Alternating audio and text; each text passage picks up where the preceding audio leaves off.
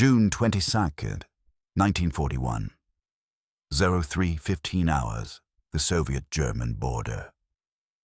Lieutenant Dmitry Kolesnikov stood in his observation post along the Bug River, hands trembling as he held binoculars focused on movement that defied every order he had received from Moscow. German artillery batteries were deploying in plain sight. Panzer columns were forming up across the river.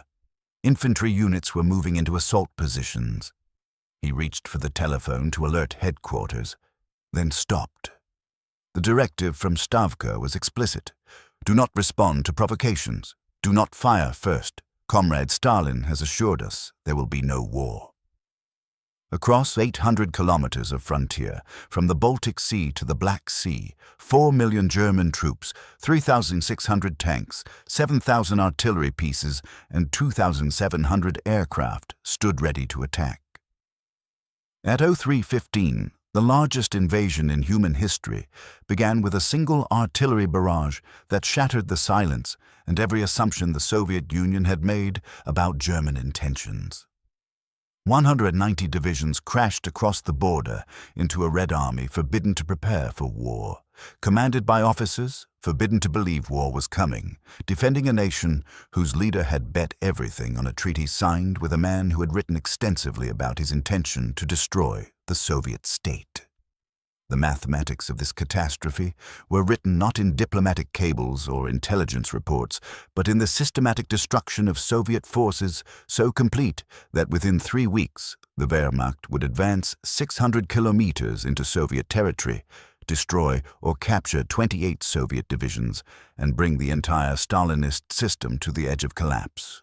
The roots of this disaster lay not in German tactical brilliance or Soviet military weakness, but in one man's absolute conviction that willpower could override reality, that political calculation could trump strategic preparation, and that Joseph Stalin understood Adolf Hitler better than Hitler understood himself.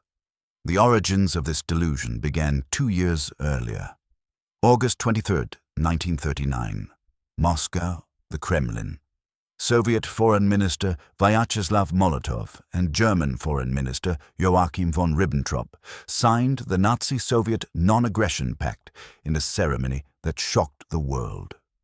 The agreement promised peace between two ideological enemies, Nazi Germany and Communist Soviet Union, who had spent the previous 6 years denouncing each other as existential threats. Secret protocols divided Eastern Europe between German and Soviet spheres of influence. Poland would be partitioned. The Baltic states would fall under Soviet control. Stalin had secured what he believed was security on his western border and time to prepare for eventual conflict. Stalin's calculation was brutally simple. Germany and the Western democracies would exhaust themselves in prolonged war. The Soviet Union would remain neutral, grow stronger, and eventually dictate terms to whoever survived. British Prime Minister Winston Churchill later described Stalin's reasoning. He thought he was buying time and space. He was actually buying a coffin. The ideological blindness. When belief overrides evidence, Stalin's conviction that the Nazi-Soviet pact guaranteed Soviet security became an article of faith that no evidence could shake.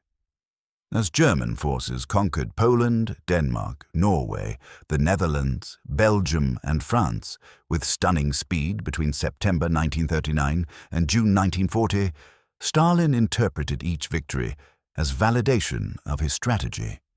Germany was occupied in the West. The longer the war continued, the safer the Soviet Union became. This analysis ignored Adolf Hitler's explicitly stated intentions. Mein Kampf, published in 1925, devoted extensive passages to the necessity of destroying the Soviet Union, acquiring Lebensraum, living space, in the East, and eliminating Judeo-Bolshevism as a threat to German racial supremacy. Soviet intelligence possessed complete translations of Hitler's writings.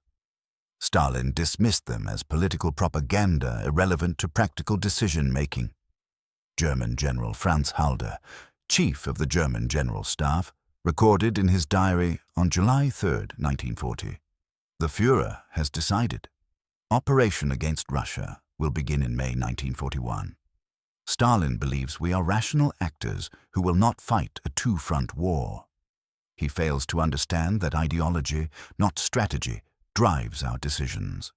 We will attack the Soviet Union not because it is militarily logical, but because destroying Bolshevism is the purpose of National Socialism. Soviet intelligence began reporting German military preparations along the Soviet border as early as September 1940. By December, reports flowed into Moscow describing massive troop movements, railway construction, ammunition dumps, and forward deployment of panzer divisions. Stalin's response revealed his absolute conviction that political analysis trumped military intelligence. Lieutenant General Philip Golikov, head of Soviet military intelligence, GRU, later testified about briefing Stalin in March 1941. I presented evidence of 120 German divisions deployed along our border. I showed aerial reconnaissance photographs of tank concentrations, artillery positions, and supply depots. Stalin listened, then said, "Hitler is not a fool. He knows we have the largest army in Europe. He knows a war with us while fighting Britain would be suicide. These deployments are a bluff to pressure us in negotiations. Ignore this provocation. We will not be drawn into premature conflict." The intelligence kept coming. Between January and June 1941, Soviet intelligence services received warnings from 84 separate sources reporting imminent German attack. These included reports from Richard Sorge, a Soviet spy in Tokyo with access to German diplomatic communications. Leopold Trepper, head of the Red Orchestra spy network in Western Europe, and even Winston Churchill, who ordered British intelligence to share intercepts of German military communications with Moscow. Stalin dismissed them all. His reasoning combined ideological certainty with personal psychology. Ideologically, he believed capitalist states acted from material self-interest. A two-front war contradicted German interests, therefore Germany would not attack. Psychologically, he had staked his political authority on the Non-Aggression Pact. Admitting the pact had failed meant admitting catastrophic error. Stalin's system punished error with death. The psychological incentive to deny reality was overwhelming. The parade of ignored warnings, a chronicle of willful blindness. The accumulation of intelligence warnings between September 1940 and June 1941 represented one of the most comprehensive intelligence successes in history, rendered meaningless by a leader who refused to believe what he was told. September 1940, Soviet military intelligence reported German units transferring from Western Europe to Poland. Stalin's assessment: routine rotation. December 1940, Soviet agents in Berlin reported Hitler had ordered planning for Operation Barbarossa, with invasion scheduled for May 1941. Stalin's response: German deception to cover preparations for invasion of Britain. January 1941, Richard Sorge cabled from Tokyo with information from German military attaché that invasion would come in spring. Stalin wrote on the report, "English provocation, investigate source." March 1941, Soviet reconnaissance aircraft photographed German forces massing along the border. When presented with aerial photographs showing panzer concentrations, Stalin ordered pilots disciplined for unauthorized provocative flights over German territory.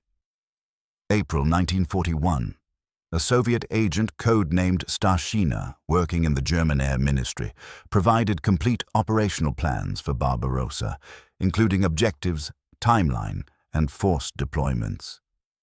Stalin's notation on the intelligence summary: false information planted by Germans.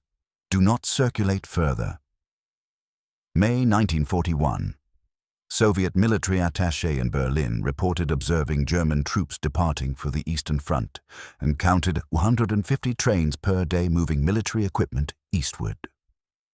Stalin's response to Defense Minister Timoshenko when shown the report: "Comrade, the Germans are trying to make us nervous. They want us to deploy forces forward and create an incident they can exploit." We will not fall for this crude trick. June 10, 1941. Soviet intelligence received reports from agents in Romania that German forces were being told to prepare for imminent attack on the Soviet Union. Stalin circulated a TASS statement denying rumors of German-Soviet tension and reaffirming the non-aggression pact. June 15, 1941. Richard Sohr sent his final warning, staking his reputation on the specific date. War begins June 22nd. Stalin's reaction was to question Sohr's loyalty and suggest he had been compromised by British intelligence. June 18, 1941. German embassy staff in Moscow began evacuating families and burning documents. Soviet foreign ministry officials reported this to Stalin as evidence of imminent break in relations. Stalin's response: they are conducting routine personnel changes. The pattern was absolute. Every warning, regardless of source, regardless of specificity, regardless of supporting evidence, was dismissed as either German deception or British provocation designed to drag the Soviet Union into premature war. Stalin had constructed a mental framework where any evidence of German attack was interpreted as a proof there would be no attack, because acknowledging the evidence would require admitting his entire political strategy had failed. Pavel Sudoplatov, senior NKVD officer responsible for intelligence analysis, later wrote in his memoirs, "We provided Stalin with intelligence so specific that a child could have understood war was coming. We gave him the date, the time, the objectives, the order of battle. We showed him photographs of German forces in assault positions. We brought him testimony from German deserters." Nothing worked. Stalin had decided the intelligence was false, therefore it was false. No evidence could change his mind because he had stopped evaluating evidence. He was evaluating his own certainty, and his certainty was absolute. This was not intelligence failure. This was political failure, where the leader's ideology overrode all empirical data. The military consequences of this systematic denial created impossible situations for commanders trying to balance political orders with military reality. They knew war was coming. They were forbidden to acknowledge it. They understood their forces were vulnerable. They were forbidden to address the vulnerability. The military paralysis. An army. Forbidden to prepare. Stalin's conviction that war would not come translated into orders that paralyzed Soviet defensive preparations. The Red Army was forbidden to deploy forces forward, construct defensive fortifications along the new border, or maintain combat readiness that might provoke Germany. Officers who suggested preparing for war risked accusations of warmongering, or worse, treason. General Georgy Zhukov, appointed Chief of the General Staff in January 1941, understood the danger. His memoirs describe repeated attempts to convince Stalin to authorize defensive measures. "I presented mobilization plans in February. Stalin refused to approve them. I requested permission to deploy forces from interior districts to border regions in April. Stalin forbade it. I proposed constructing defensive positions along the frontier in May. Stalin called this panic-mongering and warned me against creating incidents that would give Hitler an excuse to attack. I was ordered to ensure the Red Army did nothing that could be interpreted as aggressive preparation. This created catastrophic vulnerability. Soviet forces along the border remained in peacetime deployment, scattered in garrisons, with ammunition stored in depots often 50 kilometers from frontline units. Soviet Air Force aircraft sat on airfields in neat rows, perfect targets for preemptive strikes. Defensive fortifications that might have slowed German advance remained unbuilt, all because Stalin had decided war would not come. The contrast with German preparations was absolute. Wehrmacht intelligence conducted meticulous reconnaissance of Soviet positions, identified key objectives, planned detailed assault routes for every unit. German forces deployed forward with ammunition, fuel, and supplies, positioned for immediate offensive operations. Luftwaffe squadrons studied Soviet airfield locations and planned coordinated strikes. The Wehrmacht prepared for the largest military operation in history. The Red Army was forbidden to believe it was coming. Major Pyotr Gavrilov, commander of the fortress at Brest-Litovsk, directly on the border, later described the schizophrenic reality. "We received contradictory orders daily: deploy troops for inspection, return troops to barracks, increase readiness, reduce readiness to avoid provocation, issue live ammunition, collect live ammunition to prevent incidents. We knew German forces massed across the border. We could see them from our walls. But we were ordered to act as if they were tourists, not an invasion force. On June 21st, I requested permission to bring the garrison to combat alert. My superior officer replied, 'Absolutely not. Stalin has assured us there is no danger. Do not create panic.' The ignored warnings. Intelligence versus ideology. As June 22nd approached, the warnings became impossible to ignore through any rational assessment.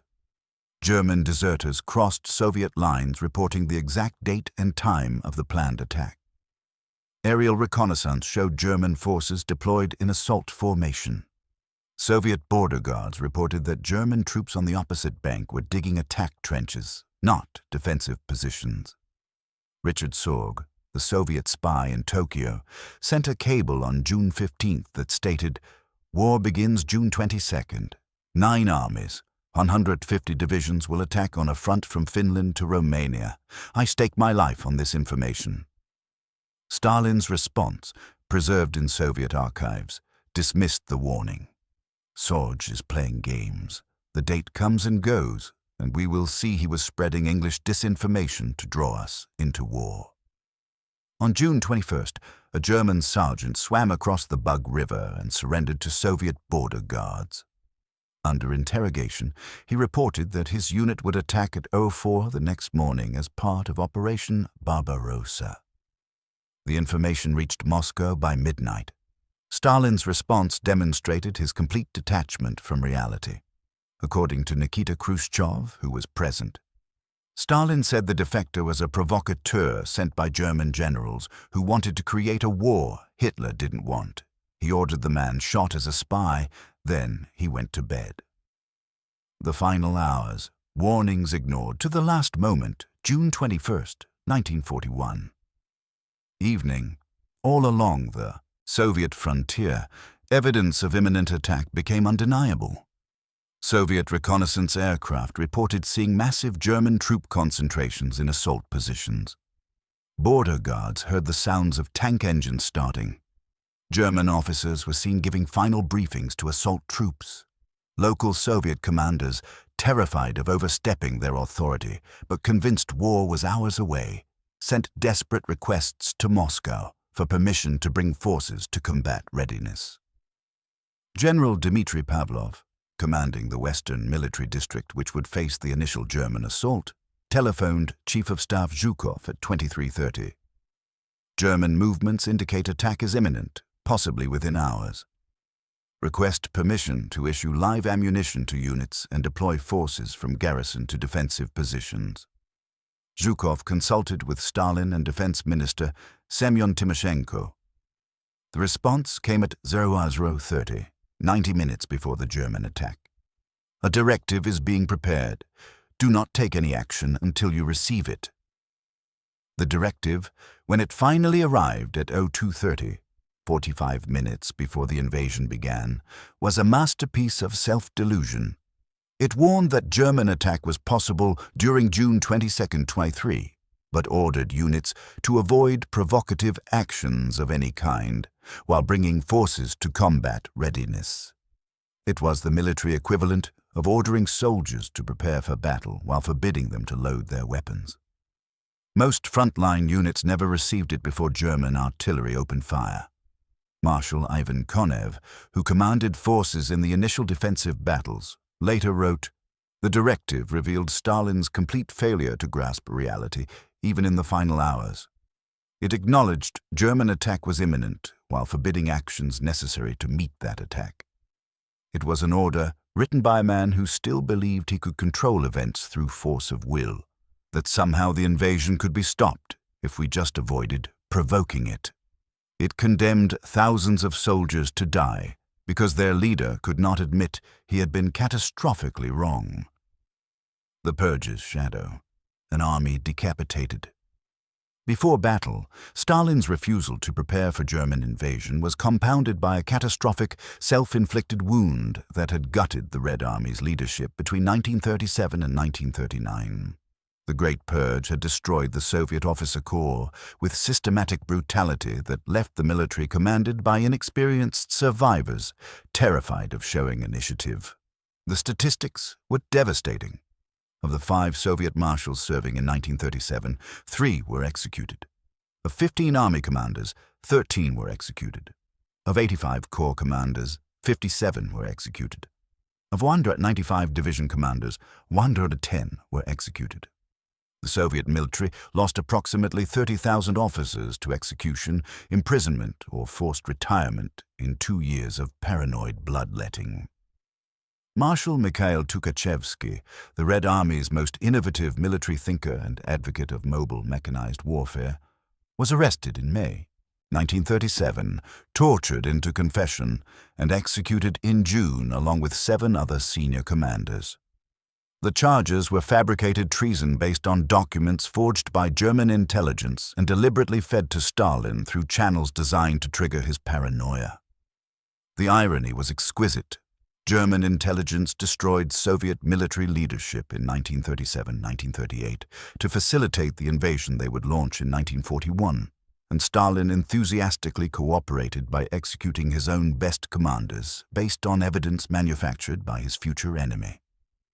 The officers who survived the purges understood survival required absolute obedience and suppression of independent thought. Colonel Ivan Fedyuninsky, who survived the purges and later commanded armies defending Moscow, described the psychological damage. We learned that expressing military opinions contrary to Stalin's views meant death. We learned that showing initiative meant risking accusations of Bonapartism. We learned that the safest course was to do exactly what we were told and never, ever suggest our leaders might be wrong.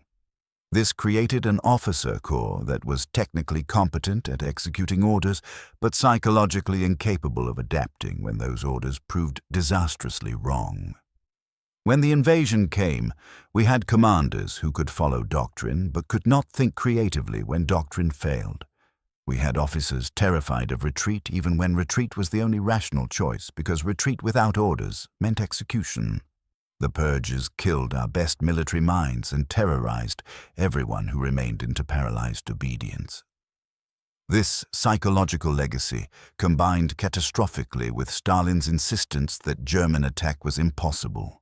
Officers who recognized the danger were forbidden to speak it. Commanders who wanted to prepare defenses dared not act without explicit orders from Moscow.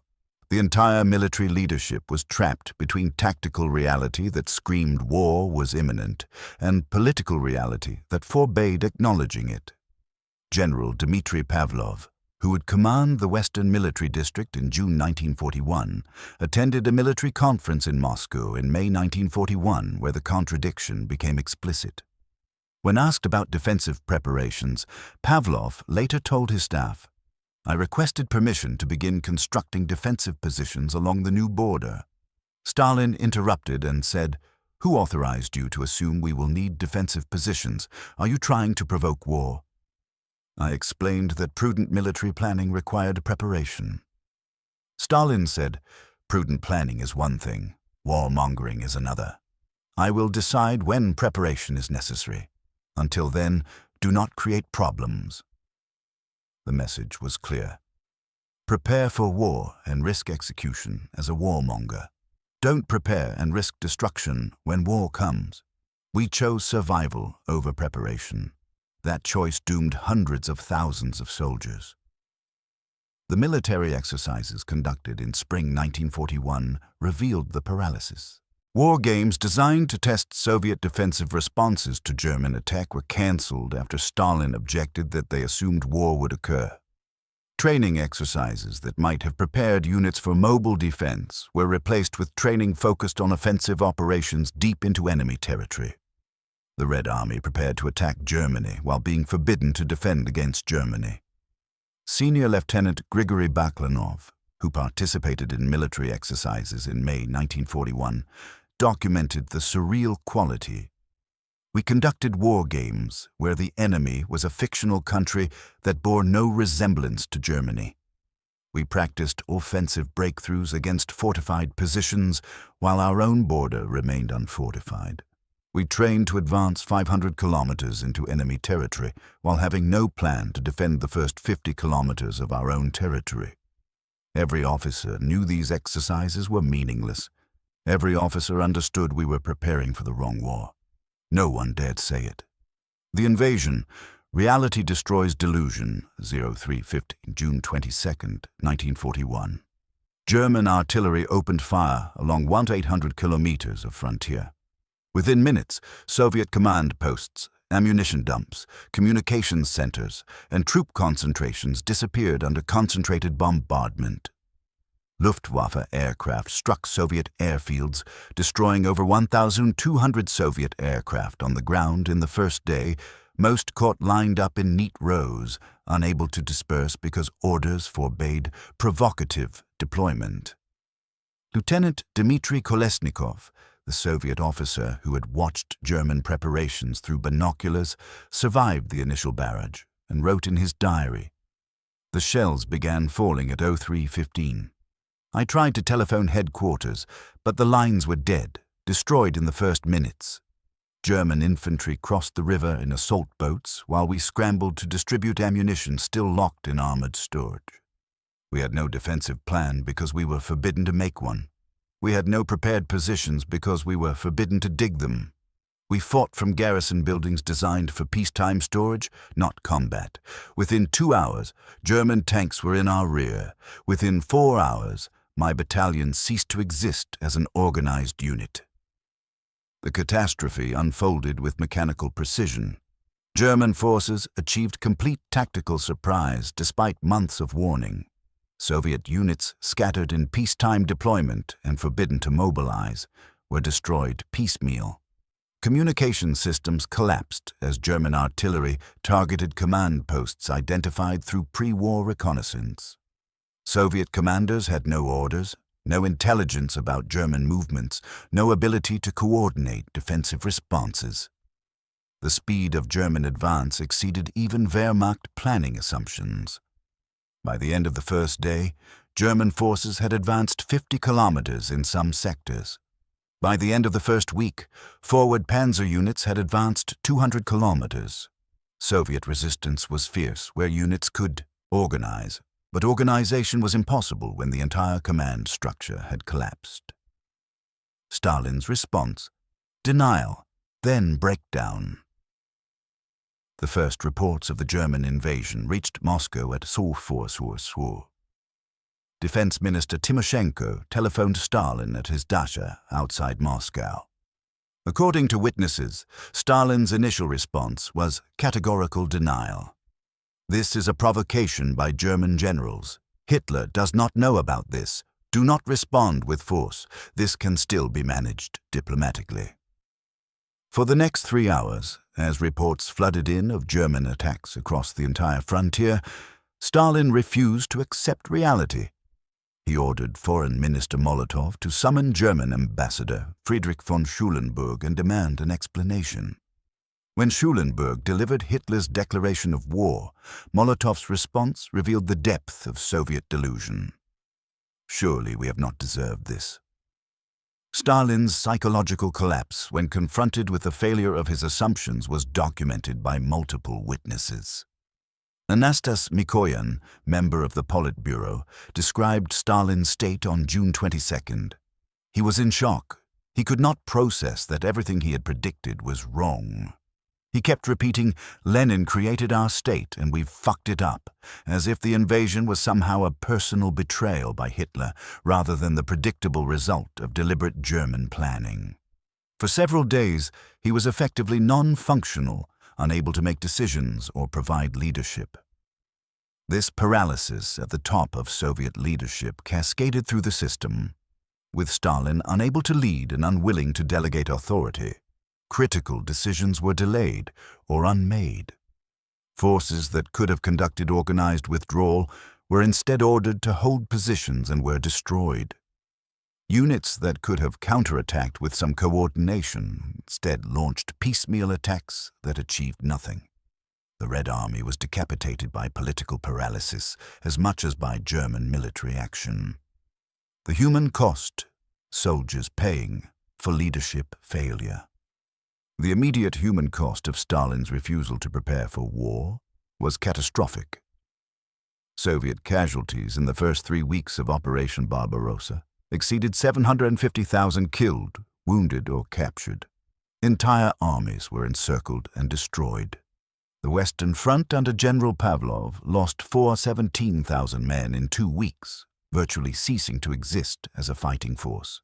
The testimonies of survivors reveal the rage soldiers felt at being sent to fight without preparation, without support, without even acknowledgement that war was coming. Senior Sergeant Ivan Petrovich, tank commander who survived the Battle of Brody in late June, wrote, "We were ordered to counterattack German panzer forces with no reconnaissance, no artillery support, no air cover. We had no maps of the operational area, because distributing maps was considered provocative preparation for war. We had no radio communications because radio equipment was stored in depots 100 kilometers to the rear, to avoid creating tension. We drove into battle blind and unsupported because Stalin had decided there would be no war. My entire battalion was destroyed in 4 hours of fighting, not because German soldiers were better, but because we were sent to fight with both hands tied behind our backs by our own leadership. The collapse of Soviet Air Force demonstrated the cost of forbidden preparation with brutal clarity. Soviet pilots were skilled and aircraft, while obsolete, were numerically superior to German forces. None of it mattered when aircraft were destroyed on the ground before pilots could reach them.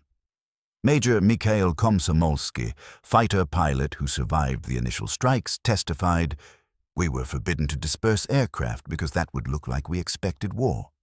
We were forbidden to maintain combat air patrols because that would be provocative. We were forbidden to camouflage airfields because Stalin insisted there was no threat." When German bombers arrived on the morning of June 22nd, they found perfect targets, neat rows of aircraft with full fuel tanks sitting on open airfields. My squadron lost 27 aircraft on the ground. I survived because I was visiting a nearby base when the attack began. My entire unit was destroyed without firing a shot because our leader had forbidden us to believe we were in danger. The encirclements that characterized the first months of Barbarossa trapped hundreds of thousands of Soviet soldiers in pockets that lacked ammunition, food, or hope of relief. The Minsk pocket in late June surrounded nearly 300,000 Soviet troops. The Smolensk pocket in July trapped another 300,000. These men fought with desperate courage but were doomed by strategic decisions made in Moscow. Private Alexei Kuznetsov, infantry soldier captured in the Smolensk encirclement, survived German captivity to testify in 1945. "We fought for 2 weeks surrounded, with no ammunition resupply, no food beyond what we could scavenge, no orders except hold position. German forces offered surrender terms. Our political officers said Stalin would rescue us, that Soviet reinforcements were coming, that holding out was our duty. The reinforcements never came. Stalin never came. We fought until we had no bullets, then we fought with bayonets, then we fought with entrenching tools and rocks. When we finally surrendered, 40,000 of us were still alive out of the 300,000 who had been encircled. The rest were dead or dying. I spent 4 years in German prisoner camps and saw horrors no man should witness, but the greatest horror was knowing we died, not fighting the enemy, but because our own leader had forbidden us to prepare for war that everyone except him knew was coming. The industrial evacuation, salvaging something from catastrophe. As German forces drove deep into Soviet territory, in July and August 1941, Stalin made one decision that would ultimately prove critical to Soviet survival. Faced with loss of industrial regions in Ukraine and Belorussia, he ordered complete evacuation of factories to the Urals and beyond, far from German reach. This operation, one of the largest industrial relocations in history, moved over 1,500 factories, including entire steel mills, tank plants, and aircraft production facilities. Workers, machinery, and even factory buildings were disassembled, loaded onto trains, and shipped east. New industrial centers rose from nothing in the Urals, Siberia, and Central Asia. The cost was enormous.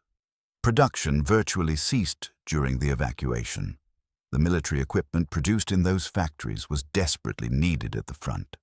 But Stalin's decision, however brutal in its execution, preserved Soviet industrial capacity beyond German reach. By late 1942, Soviet factories relocated to the east were producing more tanks, aircraft, and artillery than German industry. The industrial base Stalin's political calculations had nearly destroyed in June 1941 was rebuilt in time to provide the weapons that would ultimately drive German forces back to Berlin. The psychological transformation. From delusion to determination, Stalin's breakdown in late June 1941 lasted approximately 10 days. When he returned to active leadership in early July, something had changed. The man who had insisted war was impossible now prosecuted that war with ruthless determination. The leader who had forbidden preparation now demanded total mobilization. The politician who had bet everything on Hitler's rationality now understood the war was existential. Georgy Zhukov, who worked closely with Stalin throughout the war, observed the transformation. The Stalin who emerged from the crisis was different from the man who had denied reality in June. He remained brutal, paranoid, and willing to accept any casualties to achieve objectives. But he no longer denied reality. He listened to military advice, even when it contradicted his preferences. He authorized retreats when positions were untenable. He understood, finally, that this war would be won or lost based on material factors, not political will. The cost of learning this lesson was catastrophic, but he did learn it, which is more than Hitler ever did. The Soviet recovery from the disasters of 1941 demonstrated the resilience of the Soviet system and the Soviet people, not the wisdom of Soviet leadership. Workers who evacuated factories worked 12-hour shifts in unheated buildings to restart production. Soldiers who survived encirclements formed new units and fought with desperate courage. The Soviet state, having brought itself to the edge of destruction through Stalin's delusions, survived through the determination of millions of people who refused to accept defeat.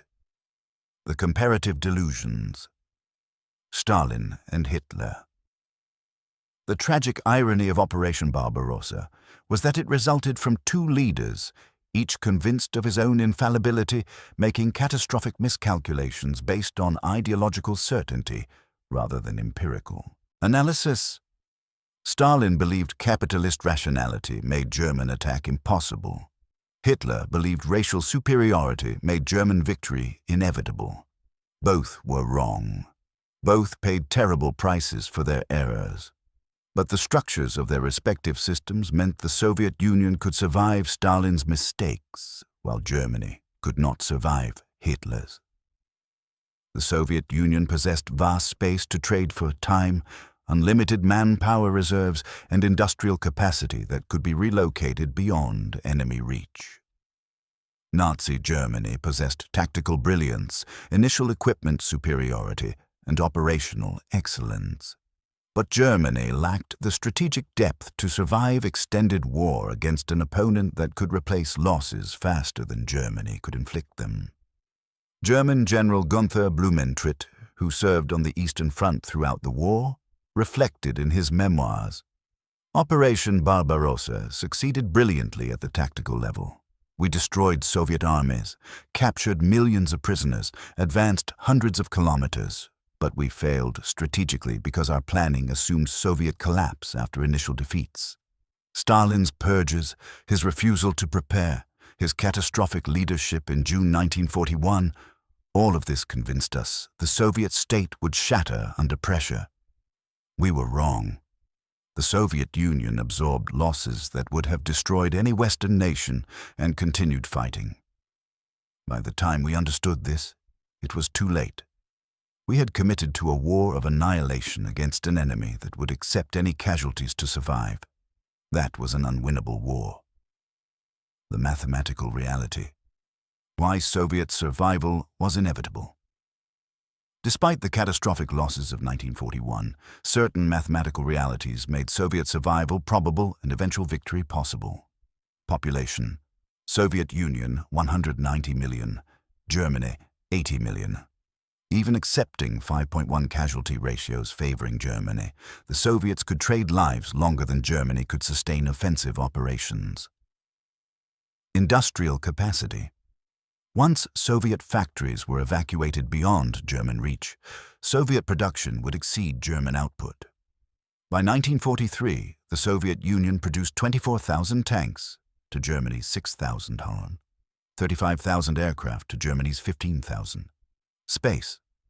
The Soviet Union could retreat 1,000 kilometers and remain a viable state. Germany could not advance 1,000 kilometers and sustain logistics for extended operations. Allied support. Britain and later the United States provided material support that, while small compared to Soviet production, filled critical gaps in trucks, radios, and specialized equipment. These factors meant that barring complete Soviet political collapse in 1941, which Stalin's eventual recovery prevented, German victory was mathematically impossible in extended war. Hitler's ideology prevented him from recognizing this. Stalin's ideology nearly prevented the Soviet Union from surviving long enough to prove it. The legacy. What Stalin's delusion cost. The final accounting of Stalin's refusal to prepare for war remains disputed, but certain figures are undeniable. Soviet military casualties, June-December 1941, 4.3 million killed, wounded, or captured. Many of these casualties resulted directly from forbidden preparation, failed defensive positions, scattered deployment, industrial production lost in occupied territories. Approximately 40% of Soviet pre-war industrial capacity fell under German control, though much was evacuated. Civilian casualties in occupied territories. Millions died from German occupation policies, starvation, and partisan warfare in territories that might have been defended more effectively with proper preparation. The human cost of Stalin's delusion extended beyond casualties to systematic trauma experienced by an entire generation. Soviet soldiers who survived the disasters of 1941 spent the rest of their lives knowing they had been sent to fight with deliberate handicaps imposed by their own leadership. Families who lost sons, fathers, and brothers in the encirclements of summer 1941 understood those men died, not because defense was impossible, but because defense was forbidden. Marshal Konstantin Rokossovsky, who survived Stalin's purges, survived German captivity after being wounded and captured in 1941, and went on to command armies that drove to Berlin, provided perhaps the most damning assessment. The disasters of 1941 were not inevitable. We had sufficient forces to conduct effective defense. We had warning of German intentions from dozens of reliable sources. We had time to prepare defensive positions, deploy forces forward, mobilize reserves. We had everything necessary except permission to act on what we knew.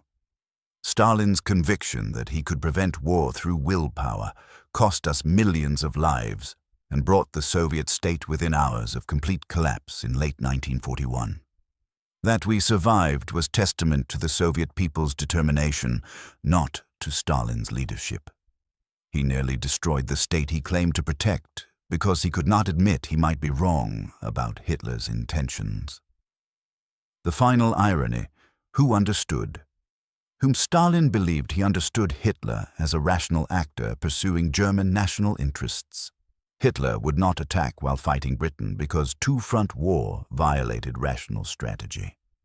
This analysis was logically sound and completely wrong because it assumed Hitler made decisions based on strategic rationality. Hitler understood himself perfectly. He had written explicitly in Mein Kampf that destroying the Soviet Union was the central purpose of Nazi ideology.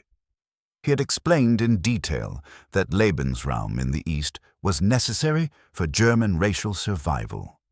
He had made clear that war with the Soviet Union was not a strategic choice, but an ideological imperative. Everything he wrote and said pointed to inevitable war. Stalin dismissed Hitler's stated intentions as propaganda and instead analyzed what he assumed were Hitler's rational interests. Hitler acted on his stated intentions regardless of rational interests. The result was the largest military operation in history, launched against a nation whose leader had forbidden preparation because he had decided it wouldn't happen. The catastrophe of Operation Barbarossa demonstrated that in international relations, leaders must be taken at their word when they describe their intentions, especially when those intentions are genocidal. Stalin's assumption that Hitler would act rationally nearly destroyed the Soviet Union. Hitler's assumption that Slavic peoples would collapse under German assault guaranteed Germany's eventual destruction. Both men made catastrophic errors, but only Stalin's error was survivable because only the Soviet Union possessed the strategic depth to recover from catastrophic leadership failure. The story of Stalin's trust in Hitler's peace treaty is ultimately a story of how ideological certainty overrides empirical evidence until reality enforces correction through catastrophe. Stalin believed so completely in his analysis of German intentions that he ignored 84 separate intelligence warnings, dismissed evidence visible to border guards, and forbade military preparation that might have saved millions of lives. He was wrong, and the price was paid in blood by soldiers sent to fight unprepared and civilians trapped in territories that could have been defended. The lesson, written in the graves of 4 million Soviet soldiers who died in the first 6 months of Barbarossa, is clear. When someone tells you they intend to destroy you, believe them. When evidence accumulates that attack is imminent, prepare for it. When ideology conflicts with intelligence, trust intelligence. Stalin violated all 3 principles and nearly lost everything. That the Soviet Union survived to win the war was not because of Stalin's leadership, but despite it. The mathematics were always against Hitler's chances of victory in extended war against Soviet resources. But the mathematics were irrelevant if the Soviet state collapsed in 1941, which Stalin's decisions nearly guaranteed. The margin between survival and destruction was measured in days, sometimes hours, as German forces drove toward Moscow in late 1941. Soviet survival was not inevitable.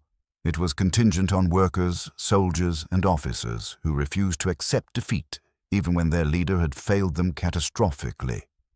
They saved the state Stalin nearly destroyed through willful blindness. That is the final verdict on the man who trusted Hitler's peace treaty until 4 million German troops proved trust was delusion.